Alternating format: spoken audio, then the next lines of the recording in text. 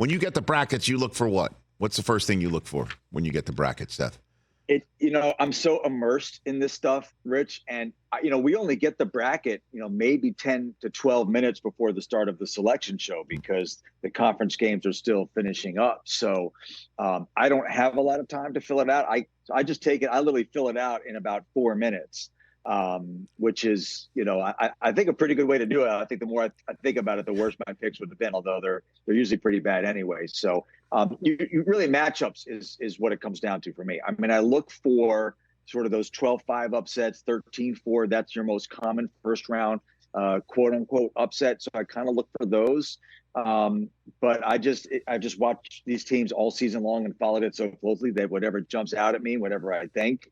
And I tend to go with early round upsets and then chalk later in the tournament. Some years it worked. Last year, obviously, it didn't. The year before, it did. So who knows? It's a lot of fun, and I just freewheel it. Okay, so do you think the committee got it right with the top seeds, with the overall top seed? What do you think at the very top? This is going to get into the weeds for the bracket nerds, but I think a lot of people are not necessarily aware that the committee actually seeds teams 1 through 68 all the way through. And then they start putting them into the bracket based on their principles. And the first principle is geography. You go to your closest place. And so as the weekend went on, when Iowa State drilled Houston by 30, when you put, Iowa State and North Carolina had the exact same record against the first two quadrants in the net. Iowa State had better wins, including 2 over Houston.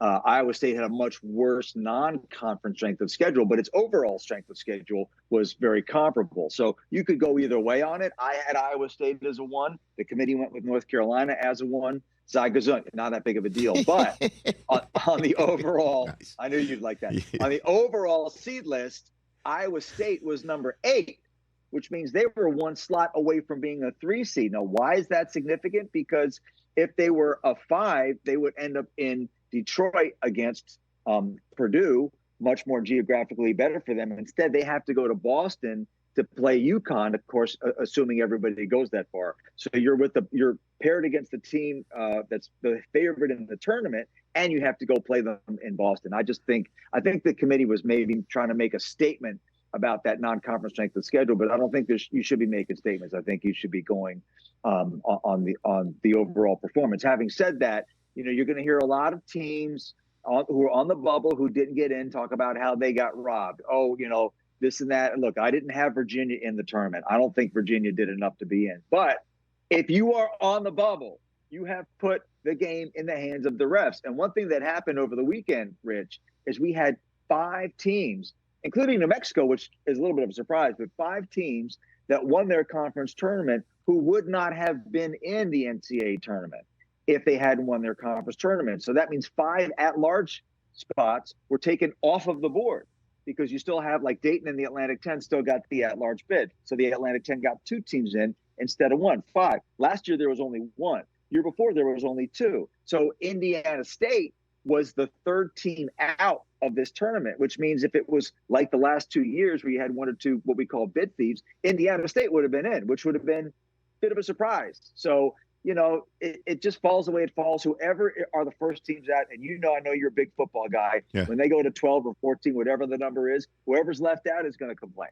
Of course, bubble teams will always, that's part of being on the bubble, as you point out. It's kind of the old football phrase, play, or basketball too, I guess it works, is play better than the ref's ref. Don't leave it up in the hands of anybody who is so-called objectively looking at something. Just keep winning, and then you take care of your business yourself. While we're in the weeds, before we just start looking at the bracket, a little bit larger view, Seth, what the hell is Ken Palm, Seth? I mean, it just seems like every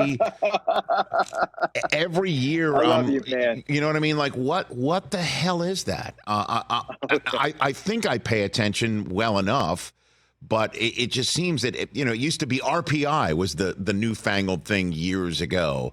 What the hell is Ken Palm, Seth? Okay, Ken Palm is actually a person.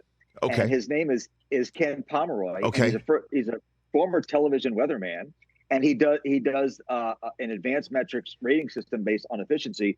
And by the way, when the Winter Olympics comes around, he also does it for curling. Oh. So if you ever need a curling expert, I will put you in touch with Ken Pomeroy. Okay. His website is called kenpom.com. So it's all based on efficiency. It's a brilliant website in terms of the metrics and the way that it's laid out.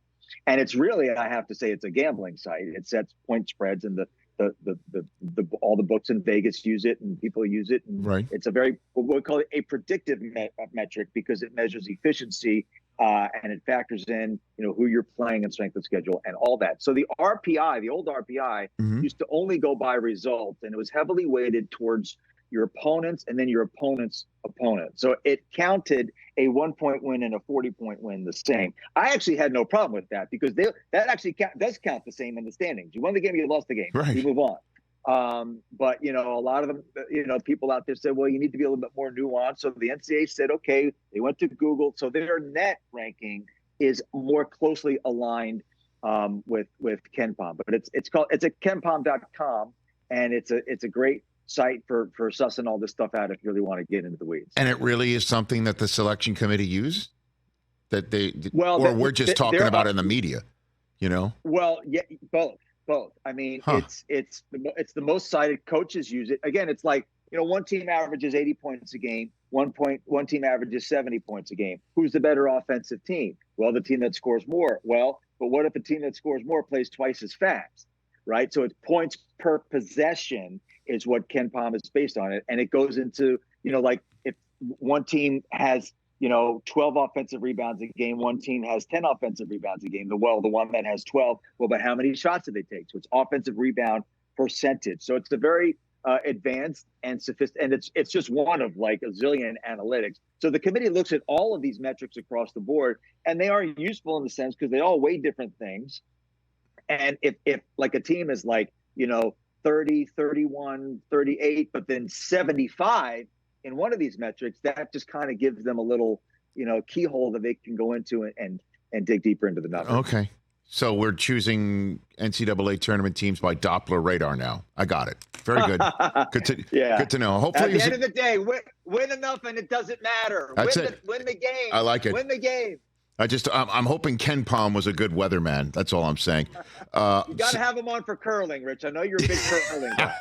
I'm in. I can see you. I'm in. We should be like the two Jewish guys with the broom and Fiddler on the Roof curling on the ice. That would be amazing.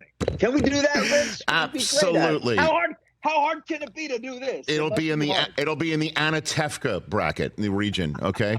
We're really in the weeds now. Catch the Rich Eisen Show every single day on the Roku channel, 12 to 3 Eastern, for free.